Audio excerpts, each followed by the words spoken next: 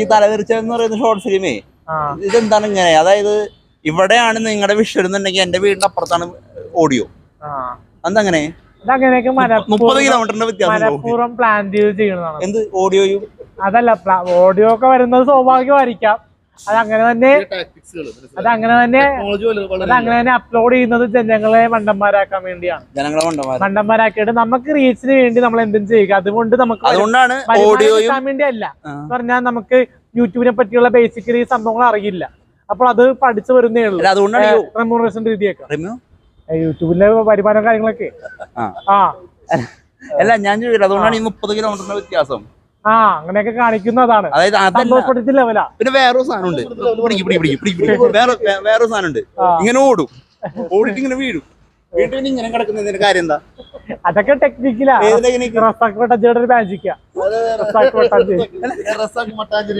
അതെങ്ങനെ കാണിക്കുന്നതിന്റെ കാര്യം എന്താണ്? അതൊക്കെ ഒരു ടെക്നിക്കൽ വൈസ് അത് കണ്ടന്റ് കയറാൻ വേണ്ടിയാണ്. ടെക്നിക്കലാ ഒരു ക്യാമറ ടെക്നിക്കാണ്.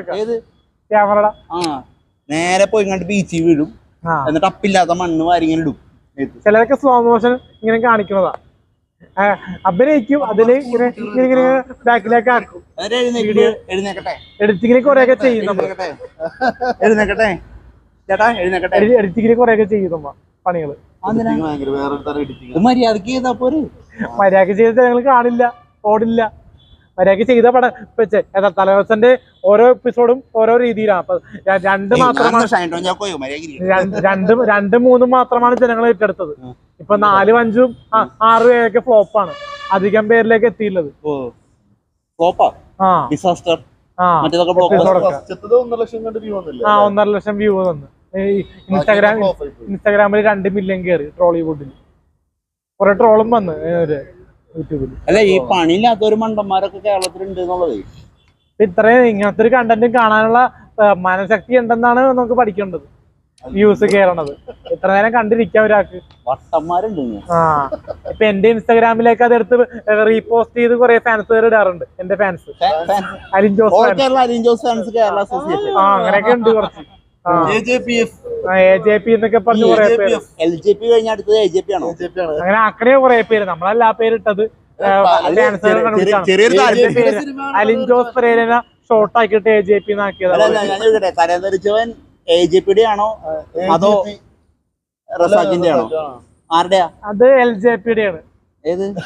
ലിജോ ജോസ് പെരിശ്ശേരിയല്ല. എന്റെ അപ്പന്റെ പേര് ഷോർട്ടാക്കിയതാണ്. ലോറൻസ് ജസിൽ പെരേര എന്നാണ്. അതിന് LJP എന്നാക്കിയതാ. അങ്ങനെ റസാഖ് ഡയറക്ഷൻ അഭിനയ മികവ് കൊണ്ട് LJP ആണ് ഇതില് ആറാടിയത്. ഇതില് വില്ലനാണ് ശരിക്കും നായകൻ. വില്ലനാണ് ശരിക്കും നായകൻ. ടീയാണോ കോഫിയാണോ?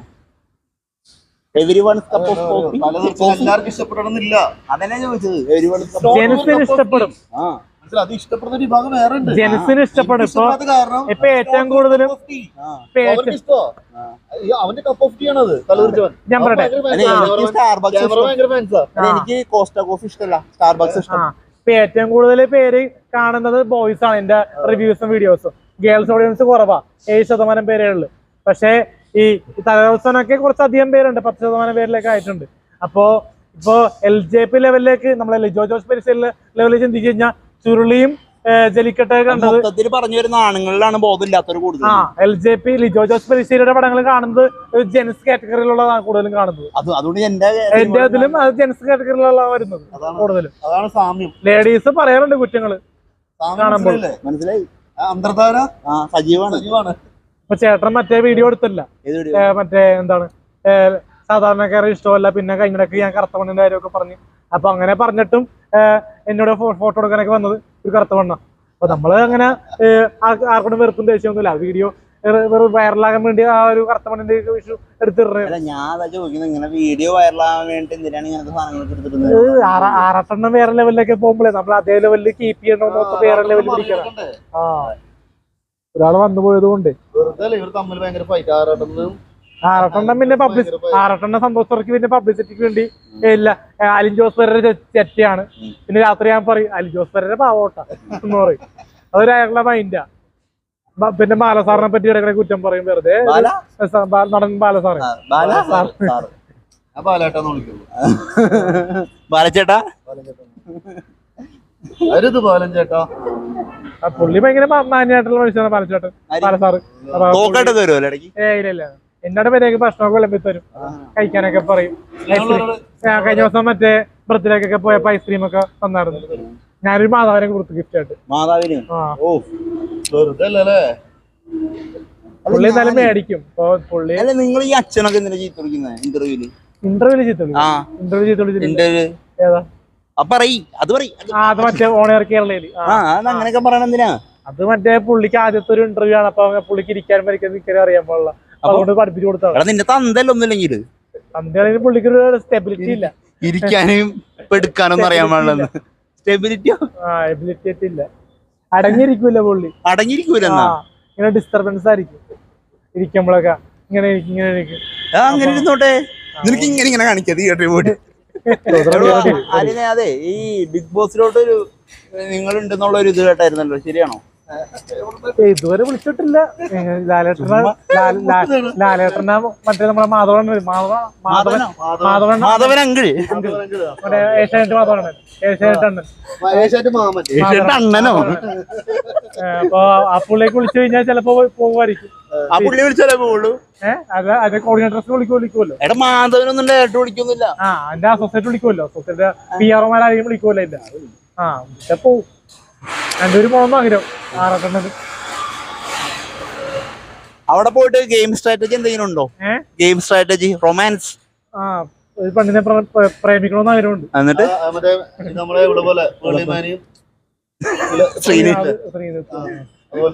എന്നിട്ട് അങ്ങോട്ടും ഇങ്ങോട്ടും ലൈൻ അടിച്ച് കളയിക്ക. വേറെ നീ പറയാനുണ്ടോ? പണ്ട് അഖിൽമാരാറ് പറഞ്ഞ പോലെ ബിഗ് ബോസിൽ പോണായിട്ട് നല്ല മുണ്ട് നോക്കി കാണിക്കുന്ന അങ്ങനെ നീ പറയാൻ വല്ല താല്പര്യമുണ്ടോ? ഇപ്പൊ കൊറേ ചീത്തപ്പേരൊക്കെ ഉണ്ടാവും. അത് രണ്ടും കളിപ്പിച്ച് ഉൾക്കൊള്ളാണ്ടെങ്കിൽ ഇവിടെ പിന്നെ നല്ല പേരായതുകൊണ്ട് നമുക്കങ്ങനെ പേര് പോണേ നമുക്ക് താല്പര്യമില്ലല്ലോ. പേര് പോയാലും ആൾക്കാർ അറിയുക, 10 പേര് നോക്കുക, ചുറ്റും കൂടുക എന്നുള്ളൊരു ആറ്റിറ്റ്യൂഡാണ്. ഒരു എന്ന് പറഞ്ഞാൽ എന്താ പറയാ, താങ്കളൊരു നേരത്തെ പറഞ്ഞല്ലോ ഒരു സാധനം, ഒരു പറഞ്ഞല്ലോ മീഡിയ അറ്റൻഷന്റെ ഒരു സംഭവം എനിക്കുണ്ട്. ആൾക്കാരെന്നെ കാണുമ്പോ സെല്ലടികളൊക്കെ ഉണ്ട്, സെല്ലടികളൊക്കെ ഉണ്ട്. നമ്മുടെ ഇപ്പൊ ആഗ്രഹമാണല്ലോ അത്.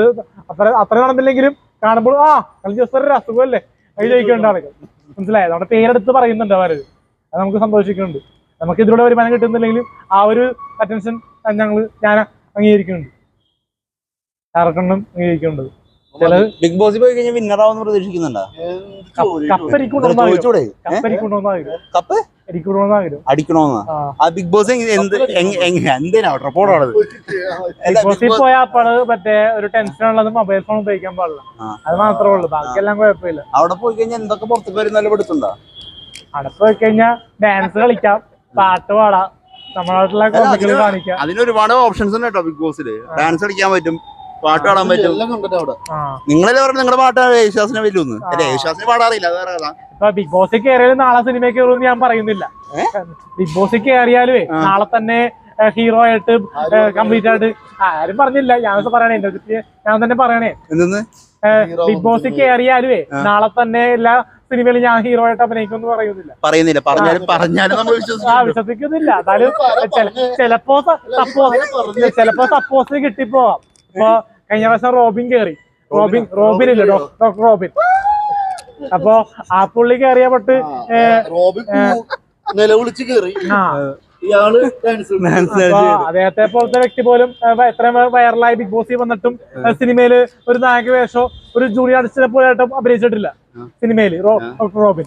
അപ്പോൾ നമ്മളെ പോലത്തെ ഒരു ചിലപ്പോ കോമിക്കൽ കാണിക്കുമ്പോൾ ചിലപ്പോൾ ആ കോമിക്ക് ബിസിനസ് ആക്കാൻ വേണ്ടി യൂസ് ചെയ്യുന്ന തന്നെ പറയാം. യൂസ് ചെയ്ത് എടുക്കുന്നവർ ചിലപ്പോൾ എടുത്തു പോകും. ബിഗ് ബോസ് കഴിഞ്ഞിട്ട് യൂസ് ചെയ്യണവരെ കോമിക്കുള്ള പരിപാടികളെ അഭ്യർത്ഥിക്കണത്. കോമാളിത്തരം കോപ്രായം, ആ കോമാളിത്തരം കോപ്രായത്തെ ബിസിനസ് മൈൻഡിലൂടെ കൊണ്ടുപോകുന്ന പ്രൊഡ്യൂസർമാരും ഡയറക്ടർമാരും ഉണ്ടാവും. പുതുമുഖ ഡയറക്ടർമാര്. പഴയ ആൾക്കാരെ എടുക്കൂല, അവർക്ക് ബുദ്ധിയുണ്ട്. പഴയ ആൾക്കാർ പഴയ ലെജൻസ് ഒരാളുടെ പേര് പറയൂ. ലാൽ ജോസോ. അപ്പൊ ലാൽ ജോസിനെ പോലത്തുള്ള ഡയറക്ടർമാർക്ക് അവർക്ക് ഒരു സ്റ്റാൻഡ് ഉണ്ട്. സ്റ്റാൻഡ് പോയാലും കുഴപ്പമില്ല, പടം ബിസിനസ് ആയാൽ മതി, ആൾക്കാരുടെ വിലയും നോക്കണ്ട. ഇപ്പൊ ഈ പുള്ളിനെ വിറ്റ് കഴിഞ്ഞാൽ 100 കോടി ക്ലബ്ബ് കയറുന്നുണ്ടെങ്കിൽ ആ പുള്ളി എടുക്കും. അല്ല, ആരെങ്കിലും 100 കോടി ക്ലബില് ചിലപ്പോഴേ മലങ്കോട്ട വാലിബ മുക്കുന്നുണ്ട്. അതൊക്കെ ഹിസ്റ്ററി അല്ലേ. ഞാൻ പറഞ്ഞ സാധാരണ ഒരു മലയാള സിനിമ എടുത്ത് തിയേറ്ററിലേക്ക് റിലീസ് ചെയ്താൽ ചിലപ്പോൾ പുതുമ കൊണ്ട് ചിലപ്പോൾ എന്നെ കാണാൻ വേണ്ടി ജനക്കൂട്ടം ഇടിച്ചു കാണാൻ വേണ്ടി 100 കോടി. ഞാനൊരു കാര്യം പറഞ്ഞോട്ടെ, ഞാൻ പറഞ്ഞോട്ടെ, ചിലപ്പോ സംഭവിച്ചു പോകാം. ഇപ്പൊ പണ്ട് 2.5 കോടി ഇപ്പൊ പണ്ട് 2.5 കോടി ഇപ്പൊ പണ്ട് നമ്മുടെ 2011 സന്തോഷ് പണ്ഡിറ്റിന്റെ കൃഷ്ണൻരാജൻ തിയേറ്റർ ഇറങ്ങി. അപ്പൊ അന്ന് തിയേറ്റർ ഇറങ്ങിയപ്പോ മൊട്ടേറ് അങ്ങനത്തെ സംഭവങ്ങളൊക്കെ ആയിരുന്നു. ഇപ്പോഴും തിയേറ്ററിലെ ആള് പറഞ്ഞ ഒരു മാറ്റം ഉണ്ടാവില്ല. അപ്പൊ അതേപോലെ നോക്കി കഴിയുമ്പോ നമ്മളെ തെറിയാണെങ്കിലും തിയേറ്ററിലേക്ക് വരുമെന്ന് അയാളെ വെച്ച് കമ്പയർ ചെയ്യണ്ട. അയാൾക്ക് ബോധമുണ്ടായിരുന്നു, തനിക്ക് എന്ത് ബോധമുണ്ട്? ബോധമില്ലെങ്കിൽ മറ്റേ ഇതില് നിലനിൽക്കാനുള്ള ഒരു സ്ട്രെങ്ത് ഉണ്ട്. എന്ത് ഒന്നുമില്ല. എന്തുള്ളത് ബോധം എന്ന് പറഞ്ഞാൽ ഇപ്പൊ നമ്മള് തന്നെ പോയി നിന്നോട്ടല്ലേ മീഡിയക്കാർ അറ്റൻഷൻ ചെയ്തിട്ട് വൈറലാകുന്നു. അല്ലാണ്ട് നമ്മളെ വീട്ടിൽ പോയി ആരും വൈറലാക്കുന്നില്ലല്ലോ. ഇപ്പൊ മമ്മൂട്ടി തന്നെ പറയുന്നുണ്ട്, നിങ്ങളൊക്കെ ആരെങ്കിലും വീട്ടിൽ പോയി ഒരാളെ നടനായിട്ടുണ്ട്. അത് പറയാം. ബെസ്റ്റ് ആക്ടർ എന്ന് പറഞ്ഞ പടം, അതില് മമ്മൂക്ക എന്ന നടന്റെ കരിയറിൽ തന്നെ ഏറ്റവും വേറിട്ട രീതിയിൽ സാധാരണ അത് ഞാൻ പറഞ്ഞ ഒരു അത് ബന്ധമുണ്ട്. കാരണം അതില് മമ്മൂക്ക കുറെ പേരുടെ പോയി ചാൻസ് ചോദിച്ചു സിനിമക്കുള്ളില്, ബെസ്റ്റ് ആക്ടർ സിനിമക്കുള്ളില്. അദ്ദേഹം ഒരു മാഷായിട്ടാണ് അഭിനയിക്കുന്നത്. മാഷി ജീവിതത്തിൽ അഭിനയിക്കാൻ വേണ്ടി അതോ ലോകത്തിലേക്ക് ഇറങ്ങുന്നു, പ്രശ്നങ്ങളാകുന്നു, അവസാനം ഹീറോ ആകുന്നു. അതാണ് കഥ. അപ്പൊ അതുപോലെ തന്നെ നമ്മളും ട്രൈ ചെയ്യുന്നത്. അപ്പൊ നമ്മൾ ട്രൈ എന്ന് പറഞ്ഞാൽ സിനിമയിലേക്ക് എത്തുന്നത് മാത്രമല്ല, നമ്മുടെ മീഡിയ വഴിയുള്ള റിവ്യൂ വഴിയുള്ള പബ്ലിസിറ്റി കൊണ്ട് ജനഹൃദയങ്ങൾ സ്വീകരിക്കാം. ഏത് ജനങ്ങളുടെ ഹൃദയം? ഏത് ജനങ്ങളുടെ? ലോക്കലായിട്ടുള്ള ലോക്കൽസ് ആയിട്ടുള്ള പക്കാ ലോക്കൽ, പിന്നെ ഒരു മെട്രോപൊളിറ്റൻ ലൈഫുള്ള. എന്താണ് ഈ മെട്രോപൊളിറ്റൻ ലൈഫ്? മെട്രോപൊളിറ്റൻ ലൈഫ് പറഞ്ഞാൽ ഈ മീഡിയ അറ്റൻഷൻ ലൈഫും. ഏത് മീഡിയ അറ്റൻഷൻ ലൈഫാണ് മെട്രോപൊളിറ്റൻ ലൈഫ്? അല്ലാണ്ട് പിന്നെ മറ്റേ ഈ വൈക്കോള ജോബില്ല, അതൊക്കെയാണ് ഞാൻ പറയുന്നത്. നമ്മളത് പറഞ്ഞു കൊടുക്കും, ഉടക്കല്ലേ ഞാൻ പറഞ്ഞേക്ക്. അപ്പൊ അവർക്കൊക്കെ നമ്മുടെ സംഭവം ഇഷ്ടപ്പെടും. ഇഷ്ടപ്പെടുന്നുണ്ട്, കുറച്ച് പേർക്ക് കളിയാക്കലെങ്കിലും കാണുന്നുണ്ട്. മനസ്സിലായി? ജോലി എന്ന് പറയണത് നിങ്ങൾ ഉദ്ദേശിക്കുന്ന ആരാണ് ഈ പറയണത്? ആരീ പറയുന്നേ? വൈറ്റ് കോളർ എന്ന് പറഞ്ഞാൽ IT ഫീൽഡ്. IT ഫീൽഡിലുള്ള ആൾക്കാർ ഇപ്പൊ നിങ്ങൾ ഇൻഫോ പറയൂന്ന് പോയോക്കെ. പിന്നെ ബാങ്കില് ജോലി, പിന്നെ സൊസൈറ്റിയിൽ മാനേജറാണ്. കുറെ വർക്കേഴ്സ് ഉണ്ടാവുമല്ലോ കമ്പ്യൂട്ടറായിട്ട് ഇരിക്കുന്ന, അവർക്ക് നല്ല ജോലിയെന്ന് ഞാൻ പറയുന്നുള്ളൂ. അവർ അത്രയും ഡിഗ്രി പഠിച്ചു, അത്രയും ക്വാളിഫൈ. അല്ലാണ്ട് സാധാരണക്കാരൻ എത്രവർക്ക് ഡിഗ്രി ഉണ്ട് ഞാൻ പറയുന്നുള്ളൂ. സാധാരണക്കാർക്ക് ഡിഗ്രി ഉണ്ട്. ഡിഗ്രി ഉണ്ടായിട്ട് അവര് കഷ്ടപ്പെട്ടിട്ടും കിട്ടുന്നില്ലെന്ന് മാത്രമേ ഉള്ളൂ. ഞാനിപ്പോ BA പഠിച്ചിട്ടിരിക്കണ്. ഡിഗ്രി നിങ്ങൾ പെട്രോൾ പമ്പിൽ നിന്നുണ്ടോ ജോലിക്ക്? പണ്ട് നിന്നിട്ടുണ്ട്. പെട്രോൾ പമ്പിന്റെ ജോലി നല്ല ജോലിയാണോ ചീത്ത ജോലിയാണോ നിങ്ങളുടെ കാഴ്ചപ്പാടില്? എന്ന് പറഞ്ഞാൽ എല്ലാവർക്കും ഞാൻ പറഞ്ഞേക്ക് എല്ലാവർക്കും ജോലികളാണ്. അങ്ങനത്തെ വർത്താനം നിങ്ങൾ പറയണ്ട, അങ്ങനെ ചിന്ത നിങ്ങൾക്കില്ല. എനിക്കുണ്ട്. പക്ഷെ മറ്റുള്ളവർ ജനഹൃദയത്തിലേക്ക് ഇറങ്ങി ഒരു അവാർഡൊക്കെ തരുന്നത് ഈ പറയുന്ന വൈറ്റ് കോളർ ജോലിയുള്ളവർക്കാണ്. Best employee of the year ഈ പറഞ്ഞ പോലെ ഇന്ത്യൻ ഓയിലും ഭാരത് പെട്രോളിലും കൊടുക്കുന്നുണ്ട്. അതൊന്നും ആരും അംഗീകരിക്കുന്നില്ല, വാർത്തയാക്കുന്നില്ല. മനസ്സിലായ? ഇപ്പൊ IT ഫീൽഡിലൊക്കെ വർക്ക് ചെയ്യുമ്പോൾ അതൊക്കെ ചിലപ്പോ വാർത്തയായി പോകും.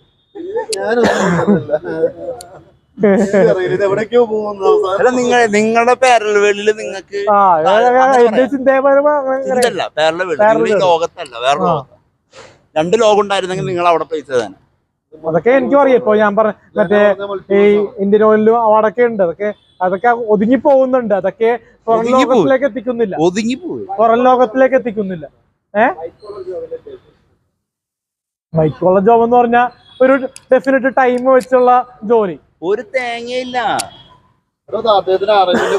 അറിവിന്റെ കുറവായിക്കോട്ടെ. എന്റെ അങ്കിളിന്റെ കാര്യം പറയാം. എന്റെ പറഞ്ഞോട്ടെ. എന്റെ അങ്കിള് വലിയ ഓഫീസറാ. അദ്ദേഹം ഒരു കാലത്ത് 10 മണി തുടങ്ങി 5 മണി വർക്ക് ചെയ്യും. ആണ് ഞാൻ പറഞ്ഞ വൈറ്റ് കോളർ ജോബ്.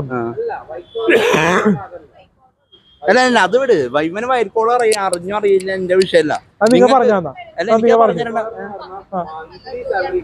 അപ്പൊ അവൻ പറയുമ്പോ അല്ല അതാ ഞാൻ ചോദിക്കുന്നത്. അതാണ് ഞാൻ പറഞ്ഞ ഇപ്പൊ വലിയ ഓഫീസറിന്റെ മന്ത്രിയാണല്ലോ. പമ്പിൽ നിൽക്കുന്ന ഒരു ജോലി നല്ലതാണോ ചീത്തയാണോ നിങ്ങളുടെ കാഴ്ചപ്പാട്? എന്റെ കാഴ്ചപ്പാട് നല്ലതാണ്. ഏതാണ് പമ്പിൽ നിൽക്കുന്ന ജോലി നല്ലതാണ്. അതായത് മാനേജർ പോസ്റ്റ് അത് നല്ല അർഹതയുള്ളത് ആണ്. ആളുകൾ അംഗീകരിക്കും. പലരും ഈ മാനേജറിനെ കാണുമ്പോൾ സിൽഡടിക്കും. ഈ പമ്പില് പെട്രോൾ അടിക്കാനായിട്ട് നിൽക്കുന്ന ആളിനെ മാനേജർ തുണി നോക്കി കാണിക്കും. എന്തൊക്കെയാണ് ചോദിക്കുന്നത്? വൾഗറായിട്ടുള്ള ചോദ്യങ്ങൾ. എന്ത് വൾഗറായിട്ടുള്ള ചോദ്യം? വൾഗറോ? എടോ അതാ ചോദിച്ചത്. മാനേജർ അവിടെ ഉണ്ട്, ശരി. അവിടെ പെട്രോൾ അടിക്കാനായിട്ട് അടിച്ചു കൊടുക്കാനായിട്ട് പമ്പിൽ ജീവനക്കാരനില്ലെങ്കിൽ മാനേജർ എന്ത് ചെയ്യുന്നതാണ് എന്റെ ചോദ്യം. മാനേജറും പെട്രോൾ പമ്പിൽ നിൽക്കും. ഞാൻ കണ്ടിട്ടുണ്ട്. ഞാൻ വർക്ക് ചെയ്യുന്ന പമ്പിലോ മാനേജർ നിന്നിട്ടുണ്ട്. മാനേജർ ഒറ്റയ്ക്കാണോ നിൽക്കുന്ന അവിടെ? വർക്കേഴ്സ് ഉണ്ടാവും. വർക്കേഴ്സ് ഉണ്ട്. ആ വർക്കേഴ്സിന്റെ കാര്യമാണ് ചോദിക്കുന്നത്. തുണി നോക്കി കാണിക്കുമ്പോൾ വൾഗർ. നിനക്ക് അണീറോസിന് ഉമ്മക്കാം. അത് ഞാൻ പറഞ്ഞത് ഒരു ആങ്കർ അതല്ല, നീ കഥ പറ. അത് വിട്. ഈ വർക്കേഴ്സിനെ കുറിച്ച് പറ. വർക്കേഴ്സ് സാധാരണ മത്സരമാണല്ലോ. ഇപ്പൊ ഒരു ഡിഗ്രി പാസ്സാകാത്തവർക്ക് പറ്റുന്ന പണിയാണ് ഈ പെട്രോൾ പമ്പിലൊക്കെ നിൽക്കുന്നത്. ഡിഗ്രി പാസ്സായ ആൾക്കാർ ഇവിടെ നിൽക്കുന്നുണ്ടാവും. ഭൂരിഭാഗം പേരോട് ഞാൻ പറഞ്ഞത്. കുറച്ച് പേരെങ്കിലും 10+2 വരെയൊക്കെ പഠിച്ചവര് പമ്പിൽ. നിങ്ങൾക്ക് എന്താ ജോലി? നിങ്ങൾക്ക് എന്താ ജോലി? എനിക്ക് പ്രഥമ ദൃഷ്ടിയില് ജോലിയൊന്നുമില്ല. അതിനെയാണ് ഞങ്ങളുടെ നാട്ടിൽ എന്ത് ചെയ്യാന്ന് അറിയോ? പണിയെടുക്കാതെ ജീവിക്കാന്ന് പറയുന്നത്. കണ്ടവന്മാരായിട്ട് ഉണ്ടാക്കിയ കുറെ സ്വത്തുക്കളുണ്ട്. അതൊക്കെ കൊണ്ട് ജീവിക്കൂ. ഓ, കണ്ടവന്മാരെ സ്വത്തുക്കൾ ഊക്കി ജീവിക്കുന്നു. അത് മതിയല്ല. അല്ല അതാ പറഞ്ഞത്. മൈക്കും പോയല്ല.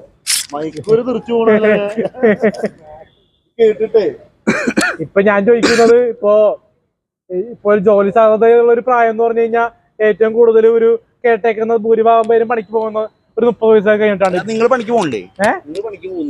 അല്ല, നമുക്ക് ഏജ് ആയിട്ടില്ലല്ലോ. അതെന്താ ഏജ് ആയിട്ടില്ല?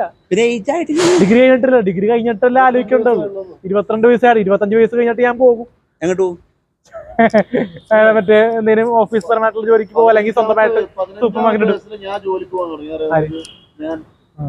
ഓരോരുത്തർ ഇവിടുത്തെ അന്നിരികാലുണ്ട്. അവിടുത്തെ റെസ്റ്റോറന്റിൽ പാത്രം കയറ്റുണ്ട്. മുട്ട തൊലിച്ചിട്ടുണ്ട്. അത് കഴിഞ്ഞിട്ട് ഒരു പാത്രം സോപ്പിട്ട് കഴിഞ്ഞാൽ അതിന്റെ പാത്രത്തിന്റെ ഒന്നും പോകത്തില്ല. അത് കഴിഞ്ഞിട്ട് 18ാമത്തെ വയസ്സായപ്പോ ഇവിടെ സെക്യൂരിറ്റി ജോലി എറണാകുളത്ത് ചെയ്തിട്ടുണ്ട്. എപ്പോ സ്കൂൾ വെക്കേഷൻ ആണ സമയത്ത്, ലീവ് ആണ സമയത്ത്, ഓണം വെക്കേഷന്, ഒഴിവ് സമയത്ത് എല്ലാം. അപ്പൊ അതിനെ പ്രായം, ജോലി ചെയ്യാൻ പ്രായം തടസ്സമല്ല. അതല്ല മനസ്സിലാക്കണം കേട്ടോ. ഇപ്പൊ ഞാൻ 18 വയസ്സ് തുടങ്ങി ജൂനിയർ ആർട്ടിസ്റ്റായിട്ട് അഭിനയിച്ചിട്ടുണ്ട്. ഈ പറഞ്ഞ സെക്യൂരിറ്റി പണിക്ക് വരെ ഞാൻ പോയിട്ടുണ്ട്. അത് ജോലിയാണ്. സെക്യൂരിറ്റി പണിക്കെന്ന് പറഞ്ഞാൽ മറ്റേ സിനിമ നടന്മാരുടെ IFK ഒരു ഇതുണ്ടായിരുന്നു 2022. ഇത് ജോലിയല്ലേ? ഈ സെക്യൂരിറ്റി പോയത് ജോലിയല്ലേ? അപ്പൊ നീ ജോലി ചെയ്തിട്ടില്ല എന്ന് പറയണേ? അത് ഞാൻ കുറച്ച് അറ്റൻഷൻ കിട്ടാൻ വേണ്ടി പറഞ്ഞ. ഇപ്രായത്തിൽ ജോലി ചെയ്യുന്ന പറഞ്ഞു കഴിഞ്ഞാൽ ആളുകൾക്ക് പോകും ചിലപ്പോ. അതുകൊണ്ട് അങ്ങനെ പറഞ്ഞു. ഇത്രയും മീഡിയ ഇപ്പൊ ഇത്രയും കഴിഞ്ഞല്ലോ. ചിലര് അത് വിശ്വസിച്ചാലും അത് ഇത് നിൽക്കൂല. അവര് ഇപ്രായത്തില് എന്തിനാ ജോലി ചെയ്യുന്ന ചോദിക്കും. അത് ചോദിക്കൂല. അപ്പൊ എന്റെ ചോദ്യം അതല്ല. ഇവൻ വൈറ്റ് കോളർ ആദ്യം എന്താന്ന് പറയട്ടെ. അത് മറ്റേ മാസം ശമ്പളം കിട്ടണോ? മാസം ശമ്പളം കിട്ടണോ?